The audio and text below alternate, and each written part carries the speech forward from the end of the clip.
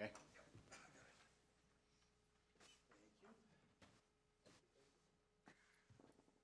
Okay, so good morning, everyone. Today is Thursday, May 6, 2021.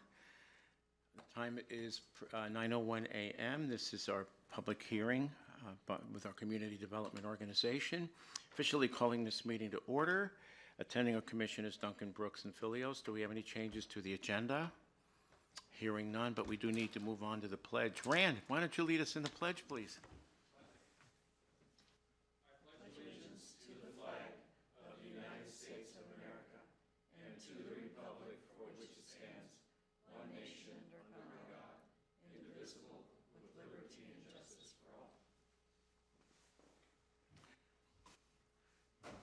Okay, then.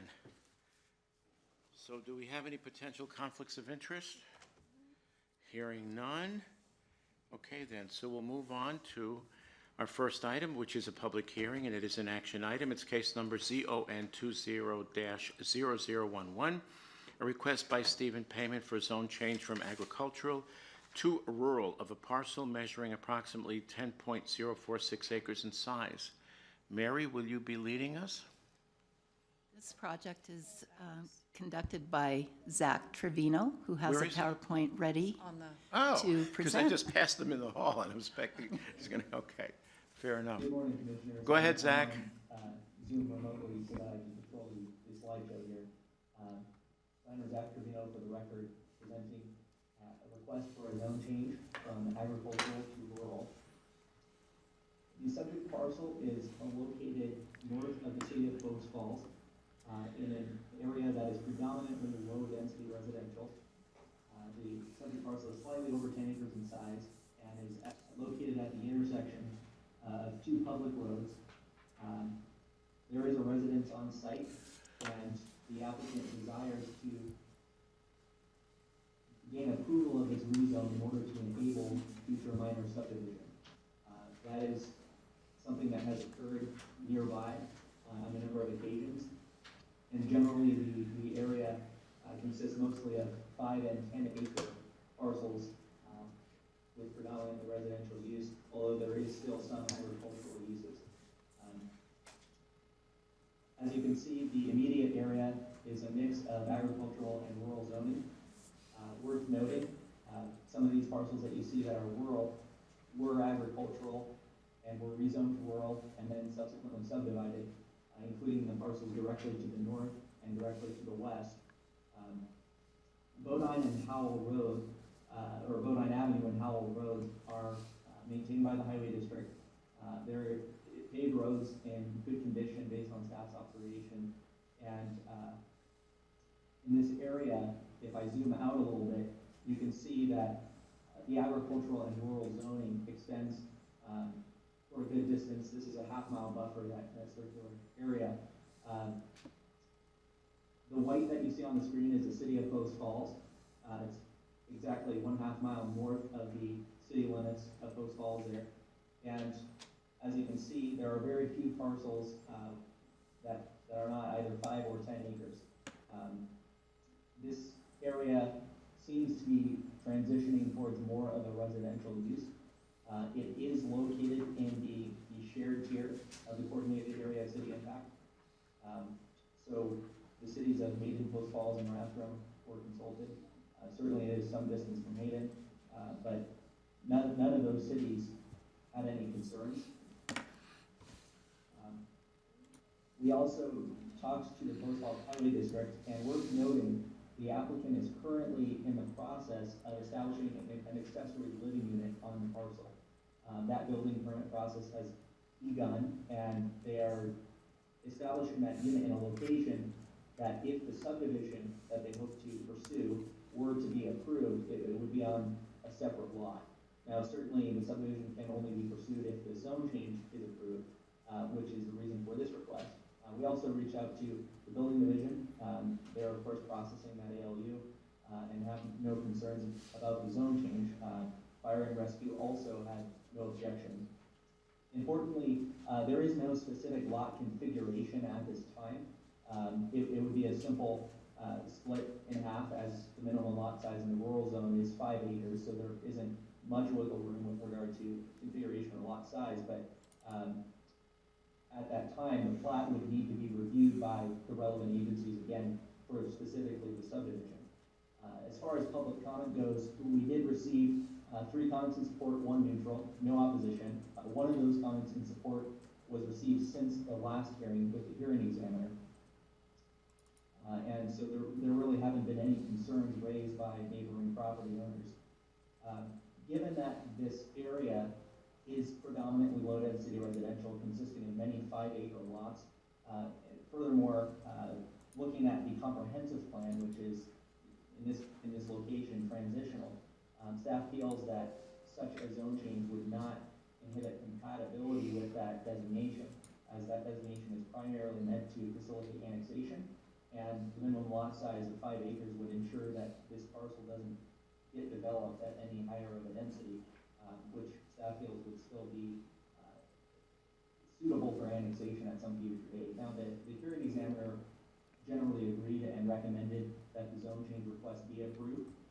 They cited the surrounding neighborhood, previous zone changes that have occurred, as well as no conflict with the comprehensive plan or the area of city impact agreement.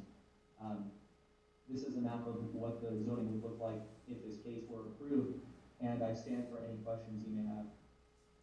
Any questions for Zach? No. Yeah, Zach, I have one. I see much of the surrounding area, or some of the surrounding area anyway, is agricultural. I'm sorry. Can you hear me now? I can hear you now. Okay, so much of the surrounding area is agricultural, and I can see where you have other rural lots. Can you tell me when was the latest zone change for any of the currently rural lots? That is to say, from ag to rural. Would you happen to know that? Yes, that's a very good question. So I believe the latest, so let me see here. Let me go to the actual depiction of 2 of them. Yeah. Joppa Acres, I believe that's how it's pronounced, is immediately north. And that was a zone change that was approved in, let me see here, 2003, and then the subdivision was 2015, so the zone change was some time ago. As far as Anati Estates, which is immediately to the west, that was much more recent, approved in 2017, and then subsequently a subdivision was also recorded in 2017. I believe Anati Estates is the most recent case of agricultural being rezoned to rural and then subsequently being subdivided. Certainly, going back to the area surrounding, I haven't checked the dates of all of these. Some of these are not a result of subdivision. They were already 5-acre parcels, as you could see. Many of them Okay. are 5-acre agricultural parcels, but I believe that that is the most recent.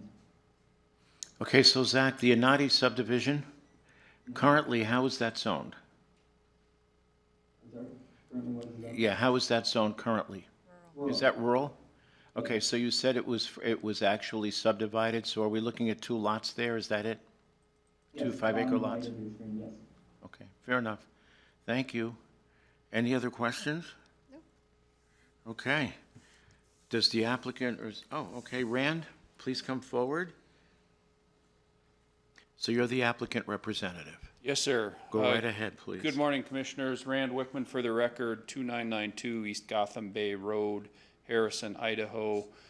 And I am pleased to be representing Mr. and Mrs. Payment on this application. Since you brought this issue up, I also represented the Anatis in their zone change. And as memory serves, I believe I also did 1 or 2 of these other zone changes. I think this is my 3rd or 4th zone change in this area, which would be probably within the last 10 years. And so many of these are relatively recent. This one is no different than the others in that regard. It's a good area for this 5-acre kind of development. We are not likely to see the city of Post Falls or any of the other cities extend into this area, probably in my lifetime, because of the 5-acre parcels that surround it. You know, the cost of providing sewer service, which is what you get with city annexation, really becomes prohibitive, and it's really difficult to aggregate a bunch of 5-acre parcels that already have homes on them.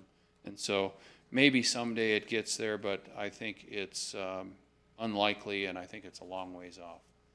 And so I won't, one more thing, I would add that, you know, the payments will be coming back, as Zach indicated, for a minor subdivision. They've also indicated that that would be an east-west division. So it would look just like the parcels to the west of it, where they are oriented in that direction. Yes, correct. I think it's a good candidate. There's no opposition to it.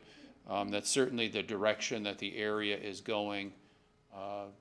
Agencies are not opposed to it, and the hearing examiner also recommended approval. And so with that, I would respectfully request your approval of it as well. Questions for Rand? No. None? Thank you, Rand. Thank you. Okay, so Rand has spoken for the applicant. We don't have any other requests to speak. Is there anyone online who wishes to speak? Anyone on Zoom? Anyone on teleconference? There's no one on Zoom. No one on Zoom? Okay. No one on the phone? Okay. So seeing as there is no more, can I have a motion to end the public hearing and enter into deliberations? Sure. I move that we end the public testimony and enter into deliberations. I second the motion. Bill Brooks. Aye. Commissioner Duncan. Aye. Chairman Philios. Aye. Motion's carried. I should have said end public testimony, not the public hearing. Comments, thoughts? Just seems reasonable to me, especially when you have all those 5-acre agricultural parcels. Bill? It fits with the area, so. I think the hearing examiner was correct. I think staff analysis is correct. It's consistent with the surrounding area. I have no issues with it. Motion? I move we approve case number ZON 20-0011, a request by Stephen Payment for a zone change from agricultural to rural. I second the motion. Bill Brooks. Aye. Commissioner Duncan. Aye. Chairman Philios. Aye, and the motion is carried. So case number ZON 20-0011 is hereby approved. Thank you, everyone. Thanks, Rand.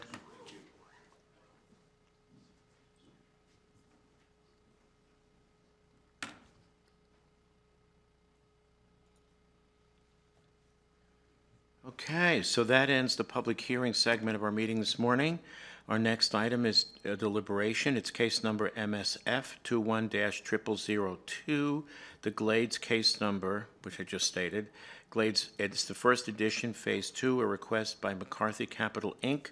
for final subdivision approval of a major subdivision consisting of 13 residential lots, I presume, on 67.1 acres of a preliminary approved 26-lot residential subdivision in case number MSP 18-0003. That would have been the preliminary on approximately 136.7 acres in the rural zone. Take it away, Vlad. Good morning, Commissioners. For the record, Vlad Finkel with Kootenai County Community Development. Since this is a deliberation item, I did not prepare a PowerPoint presentation. This is a non-controversial request. As you may know, a final subdivision application for a major subdivision does not require a public hearing. It's merely to confirm that the conditions of approval imposed in the preliminary approval have been met or will be met through appropriate bonding with either the county or the agencies with jurisdiction. In this case, the preliminary approval consisting of 26 lots was approved in June of 2019. In 2020, precisely being April of 2020, the Board of County Commissioners approved the first phase, being the Glades, formerly known as McCarthy Estates, consisting of 13 residential lots, with the remaining tract to be further subdivided as Phase 2. That was approved, and the roads have since been constructed for Phase 1. Today, we have a request for Phase 2 consisting of the additional 13 lots, and the total of the 2 phases would comprise of the originally approved 26 lots. Through the review process, and based on the information submitted by the applicant, staff were able to confirm that all of the conditions of approval have been met or will be met through appropriate bonding. Specifically, the water system improvements have been constructed and are currently under the review of what used to be formerly Bar Circle S, but now the Gem State Water Company that will serve water to this plat. The roads are currently under construction, and the Lakes Highway District official has confirmed that a bond of 150% for the estimated improvements of the road within the plat has been submitted. It amounts to, if I'm not mistaken, close to $760,000 for the remaining improvements.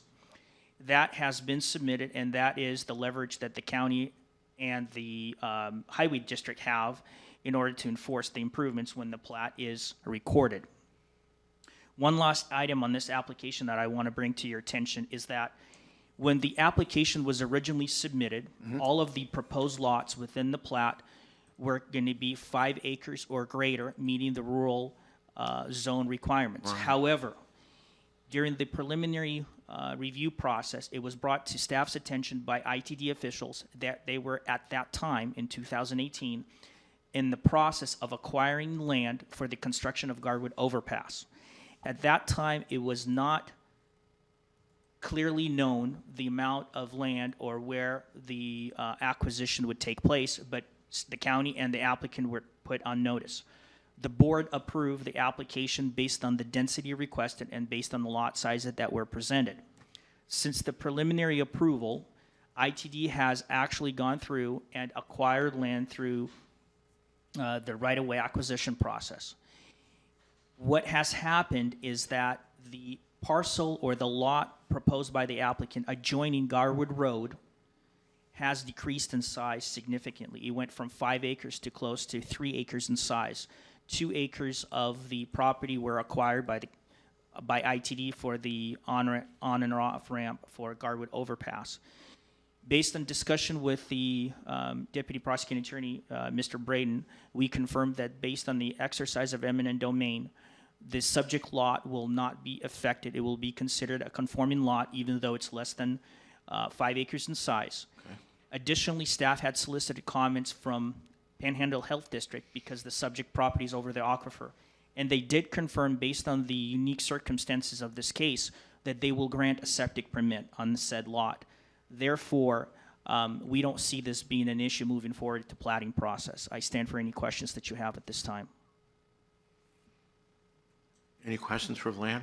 Nope. So Vlad, we're maintaining the 5 acre minimum? Except for the one lot. Except for the one lot? That's correct. Okay. Bill, Leslie? No questions. Nothing? Okay. So motion to end deliberation. Well, actually, we're in deliberation, so any other thoughts? Motion. I move we approve case number MSF 21-0002, the Glades First Edition Phase 2. I second the motion. Bill Brooks. Aye. Commissioner Duncan. Aye. John Bilios. Aye, and the motion is carried, so case number MSF 21-0002 is hereby approved. Thank you, Vlad. Moving on. Second item under deliberations, case number VAR stands for Variance 20-0008. Sarah Baker for the following variances on a 0.22 acre parcel of land in the restricted residential zone in order to construct a primary residence on site. Vlad? Once again, for the record, Vlad Finkel with Kootenai County. This is a non-controversial project. I do not have a presentation for you this morning. It should be fairly brief. The subject parcel of land is located on the north side of Hayden Lake. It is a waterfront property, as you just stated. It is quarter acre in size, or actually less than quarter acre in size. It's very steep. It's probably one of the steepest sites I have visited and has worked on in the recent past. It got slopes that are approximately a 100% slope, a 45-degree angle. The subject property abuts a private road easement that physically provides access to the subject property, as well as English Point Road public right-of-way. Due to slope conditions, the private road access easement can only provide access to this lot. Being that these two road locations overlap, the applicant is requiring a 0-foot setback from both the public and private road rights-of-way and easements. That would give them enough space to construct a residence between the private road easement and the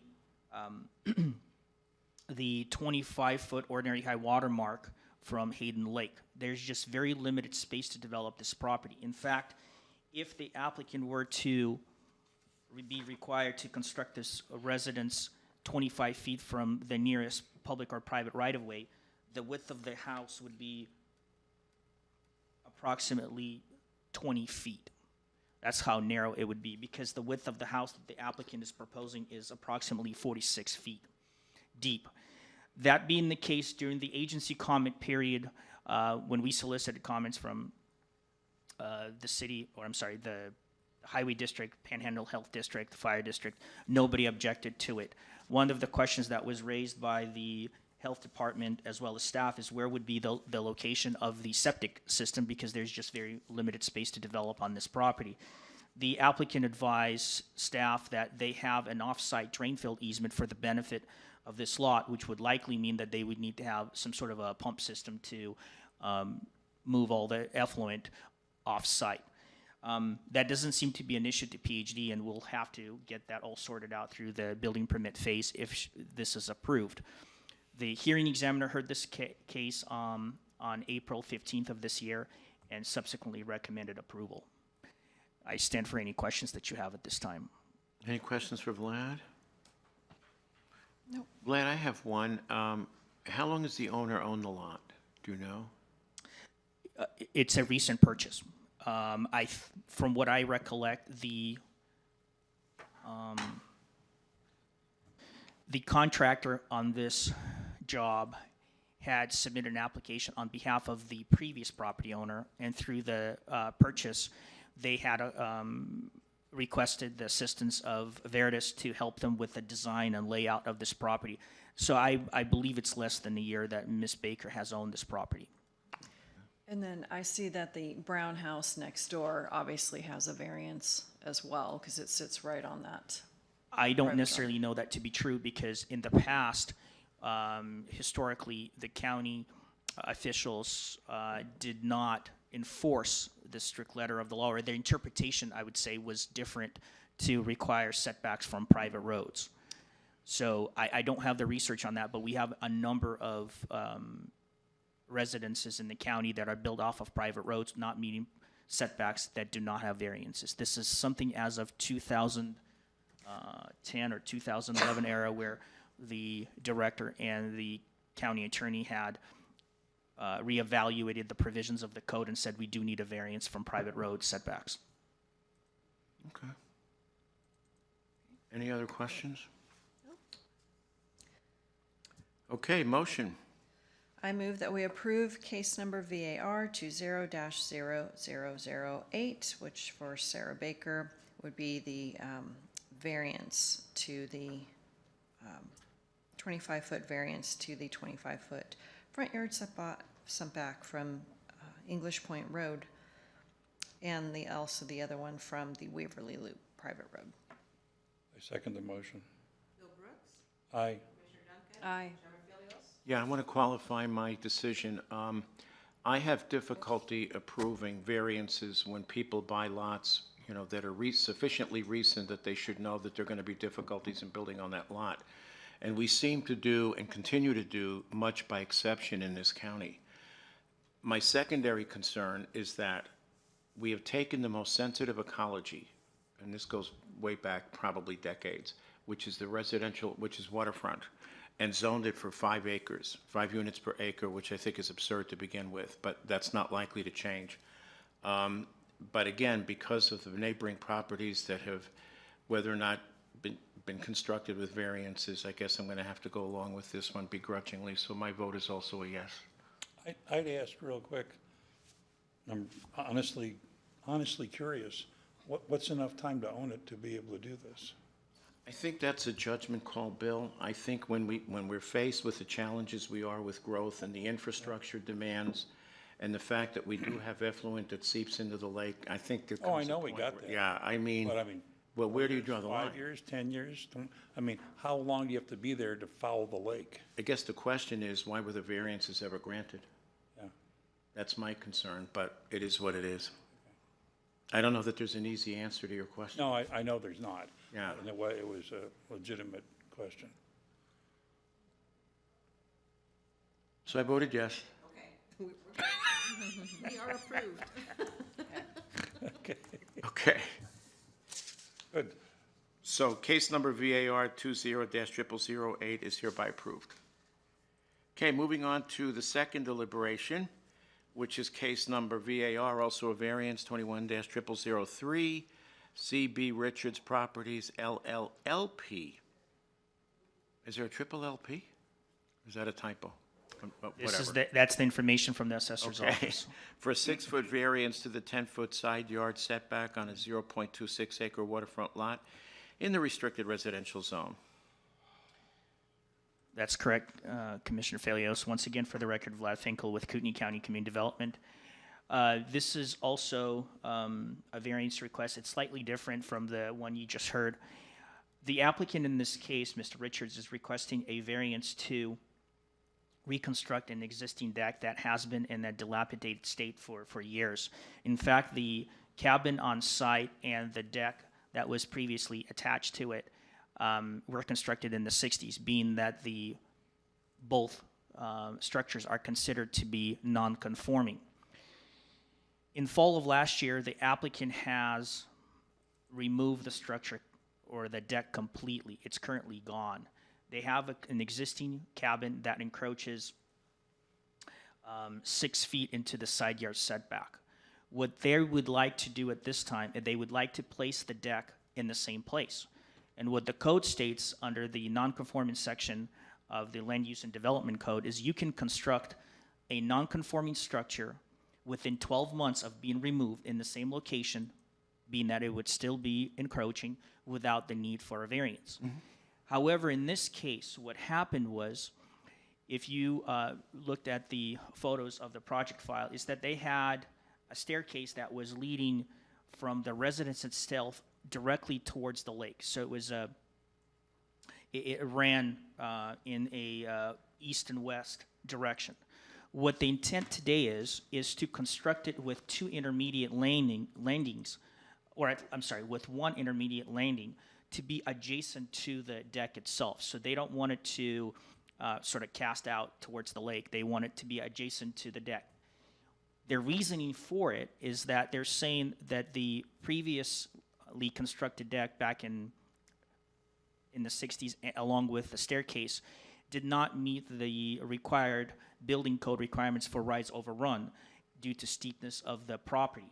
And what they would like to do is to construct an intermediate landing and have two staircases running adjacent to the deck to be more structurally sound and meet the building code requirements for rise over run.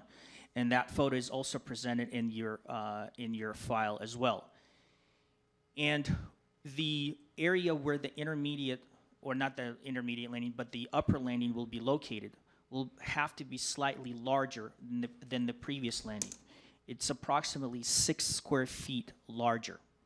And according to our code, any increase in nonconformity is not allowed without the granting of a variance. The deck itself will not further encroach into the side yard itself, but the landing will further occupy the area that is supposed to be the setback towards the property, if that makes sense. I have the site plan shown here, and basically the staircase area where the landing is will be enlarged towards the interior of the property versus the outer. We had gone back and forth with the applicant and said, this is such a slight change to your design. Could you do something? They looked at the design of their deck and the staircase, and they said, unfortunately, we have to occupy that area for the additional landing, and they requested a variance. This is such a minor change. I would say it's almost insignificant change to the original deck layout that we feel that it's really a non-issue. We had received no opposition on this matter at all. And therefore, when the hearing examiner heard this case on April 15th, they also recommended approval due to the existing undue hardship conditions on site, being steep slope and the existing encroachment. So I stand for any questions that you have at this time. Any questions for Vlad? Nope. I have none. Motion. I move that we approve case number VAR 21-0003, CB Richards Property, LLLP, for a 6-foot variance to the 10-foot side yard setback. I second the motion. Bill Brooks. Aye. Commissioner Duncan. Aye. Chairman Philios. Aye, and the motion is carried. So case number VAR 21-0003 is hereby approved. Thank you, Vlad. So that concludes the deliberations segment of our community development meeting this morning. Moving on to the business segment. Item number 1, consideration of tax deed sale for property with AIN 170469. Thank you, Mary. Chairman, Commissioners. This parcel is county-owned and was created inadvertently as a result of a deed of conveyance with an incorrect legal description that didn't close. And as you can see, it is very small and unable to be developed in its current configuration. The tax deed that, or the bid that we received on the tax deed is from the property owner to the south, that larger parcel, and staff recommends that the county consider conveying so that it can be combined with the larger property. It's fairly useless as it is today, so. Makes sense. Questions for Mary? Nope, I guess it'll just be on our business Yeah, meeting. that's right. It's a when it, discussion item. Okay. Perfect, thank you. Item number 2, readoption of resolution number 2021-54 to correct the resolution number. Did we have an error somewhere? Yeah, it's a duplicate. Yes, Chairman, there was an error and a duplicate numbers assigned to a resolution. So this action today will correct that error. Okay. And the resolution will be retroactive to April 9th, which is the date that the offending resolution was adopted. Okay. We don't want offensive resolutions, do we? Okay. So I guess we need a motion here. Yes, Okay, and go do right you ahead. want the April 9th date? Yes, please. Mine says April 8th. April 8th, that's, Okay. yeah, Okay. I was one day off. I Cool. was going from memory. I move that we approve the readoption of resolution number 202154 with the correct resolution number retroactive to April 8th, 2021. I second the motion. Bill Brooks. Aye. Commissioner Duncan. Aye. Chairman Philios. Aye, and the motion is carried to correct the resolution number. Thank you.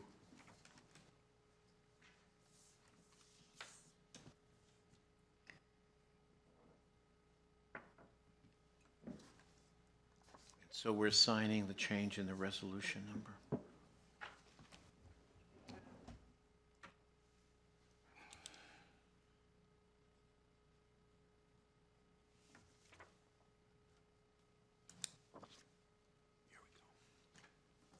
Okay, moving on to item 3, our final item.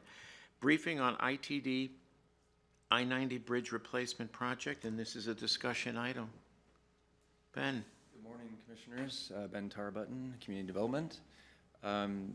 Zach, if you wouldn't mind pulling up the slides for PowerPoint there. Thank you. So ITD is in the process of doing some reconnaissance on some bridge replacements on I-90 overpasses Coeur d'Alene River there in Cataldo. They're also including in this study, the potential for some changes to the Canyon Road Bridge just north of I-90. And so they're in the process, of course, of doing some analysis of the hydrology there, since this is, as you are aware, a floodway, which is a little bit more restrictive than just general floodplain. In fact, Zach, if you're able to go to the next slide, it gives you an idea of what the floodplain looks like with the floodway in that red horizontal or diagonally layer. And so you'll see the orange is kind of representative of the existing levee system that is partially owned by Kootenai County and then is also partially owned by the tribe, partially owned by Idaho Department of Parks and Rec, and also partially owned by Shoshone County. So there's a lot of people involved just on the levee system alone. Again, this is just more for informational purposes for you because eventually, and Zach, if you have the ability, can you go back to the first slide? Thank you. They are in the process of doing some boring or some drilling in some locations, which I've kind of identified there, which are going to be in the right-of-ways for ITD and Canyon Road, and then also within the river itself. And so at this point, there isn't a need for access on the Kootenai County property of the dike, but this is where they're going to be doing a lot of their exploration and then kind of developing a game plan from there. It's likely that they are going to be making some improvements to the dike eventually, and what they're going to need to see with their design, how that's going to impact the floodplain. If it causes a rise or a decrease, in fact, from the existing elevations, then they're going to be required to go through a letter of map revision process to actually change the floodplain itself and the map for it. So again, sometime in the future, I'll probably be coming back before you requesting access to be given for to the site, and then eventually long-term for development purposes. They are in the process, once they've had their opportunity to do their boring, to design their actual bridge and what that is going to look like.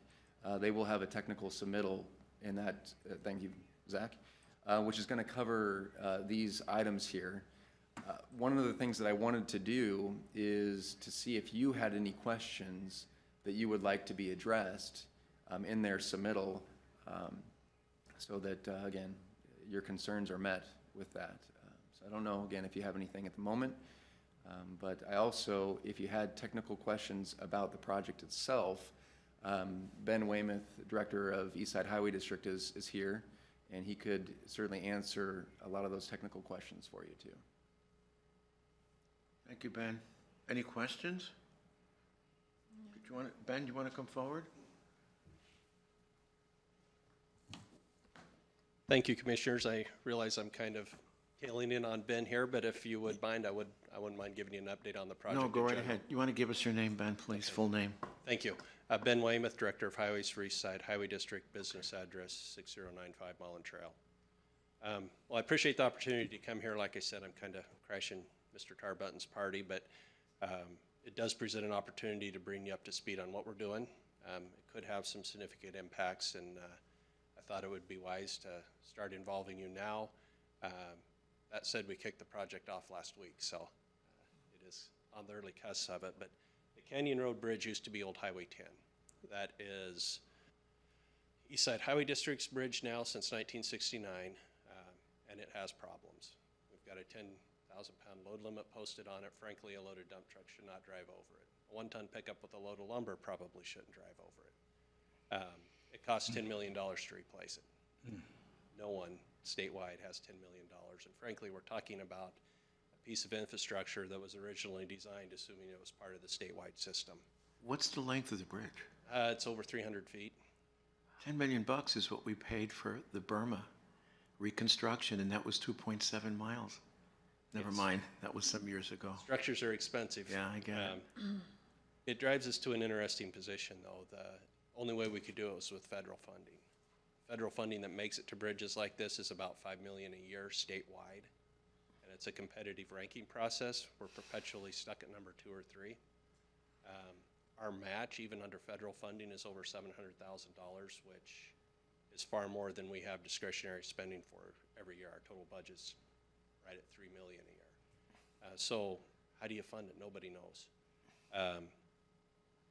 Along comes ITD to say they're replacing their bridges last summer, so we immediately started conversations with them, and long story short, we're doing companion projects, which is quite nice for us. The preliminary engineering alone was a total of $1.25 million. By tagging onto their project, it's $230,000, which is obviously a wise use of public funds, and everybody recognized it. Although this level of working together between local agencies and ITD, I haven't seen it in the 20-some years I've been in this business, so it's really cool. Good. We're excited about it. One of the key things that I wanted to put on everybody's radar screen, though, we've asked the consultants that the first consideration to look at is to see if we even need a bridge at that location. So we have the freeway interchanges are a mile apart on either side of the bridge.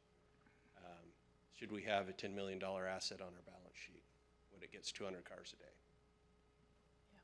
It's a tough question, and we're starting a public involvement effort to try and address that. So one of the questions I would have, which I certainly don't expect to be answered today, is who from the county should be included in that.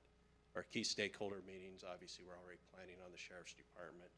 Mr. Tarbutton's brought up the Office of Emergency Management, but it's an open question. If you would like to be involved or specific staff members to be involved, we're happy to accommodate that. Okay.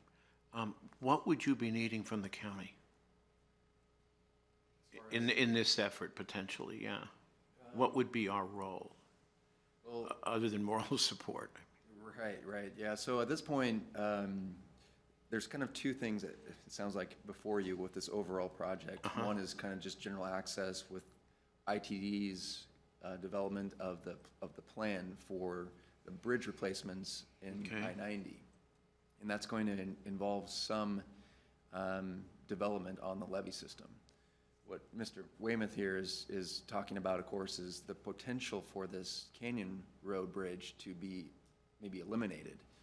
And if that were to be the case, who from the county would be a good representative, I suppose, in those discussions? And I think what my idea was is that at a minimum, like Ben mentioned, the Sheriff's Department and then possibly someone from the Office of Emergency Management. I don't know if there is anybody else within transportation, an organization that may be helpful You're there. probably right, yeah. But any recommendations that you guys have would Well, be. KMPO's not us, but I would think they are already involved. Correct. Are they? Oh, okay. So to expand on Mr. Tarbutton's comments there, obviously, if the levees start getting touched, there'd be some permitting, although the project goals are to avoid those, and also to not change the water levels, to limit the approval processes, which brings in FEMA. I'm not here representing ITD, but their planned construction year is 2024. They do not have time to bring in FEMA. Yeah. It would delay the project, frankly. So the project goals, and having been involved in developing the scope of work for both projects, are very clearly pointed toward doing everything we can to minimize impacts to the floodplain in the river. Sure. And then I would guess that those 200 cars, you'd make every effort to get them involved as far as they're obviously living in that area. Yes, we have a public involvement effort that is going to start in June and extend through September, which will include local public meetings as well as, like I said, the key stakeholder one-on-one type or group meetings. I envision emergency services being a single meeting with all the players from Kootenai and Shoshone counties. Right. So yeah, we need to get the public effort going. The consultants are just starting to develop a specific plan to do that. Okay, and then KCEMSS, do we have Do our you need ambulance EMS, district? emergency medical? Do we know if they're on the list yet? I don't know if they are on the list, but we can certainly add them. Yeah, it should be. Emergency services is a cast-all to get law enforcement, fire, ambulance. Okay. Those people. But I think your earlier question is very relevant, Ben. $10 million for 200 cars a day? It's something we have to seriously consider. Yep. And obviously, there are other considerations, but You know, this reminds me of the debate over remember the bridge to nowhere in Alaska? I'm sure some people use the bridge. I don't know whatever happened with it, but Well, then I guess if you have such load limits now, what about a fully loaded fire truck? yeah. Are they, Really bad idea. well, then you might have your answer. Yeah, it would be overload limits. Our challenge as a transportation agency is they're posted. That's what we're legally required to do. Yeah. We're also keeping it open for traffic because most commuter traffic is well within the limits, but to be blunt, I think half the truck drivers out there don't know what that load limit means when they're going down the road. You know, the person pulling a fully loaded RV over it and heading up the river for the weekend certainly doesn't know. So, yeah, it's an interesting conundrum for us. The one piece of good news, I guess I could share a big picture, is the way the system worked in 1969. It was your highway district, it's yours now. The way it works now, they have to get permission. So, you know, and this is a classic example of why the locals simply can't afford something that was intended for the statewide system. Right. So have you started any meetings yet to where these organizations would be involved? We have not. Right now, we're writing the detailed plan of who will be involved and when. Those will start, I believe, in June. But like I said, there will be public hearings or open houses, public meetings in September timeframe. Before you form anything formal organizationally, I assume? Yeah. It would be after the public hearings? We'll know before the public hearings in what direction we think this should Okay. go. And come to the public hearings with, here's the recommendation the design teams come up with based on the public input we have so far and the analysis that's been done. So we'll hear from you then, Ben, as to when you want to start forming? Yeah, we're starting to form now. As far Okay. as the key holder lists are concerned, we'll include the people we've talked about today. Okay, obviously. fair enough. If you Okay. think of any more come up through the process, we will certainly include them. Okay, fair enough. Any other questions for either Ben? None? Thank you for your time. Okay, thanks so much. Thanks for coming. Public comment? Hearing none. Time is now 9:57 and this meeting is adjourned. Thank you.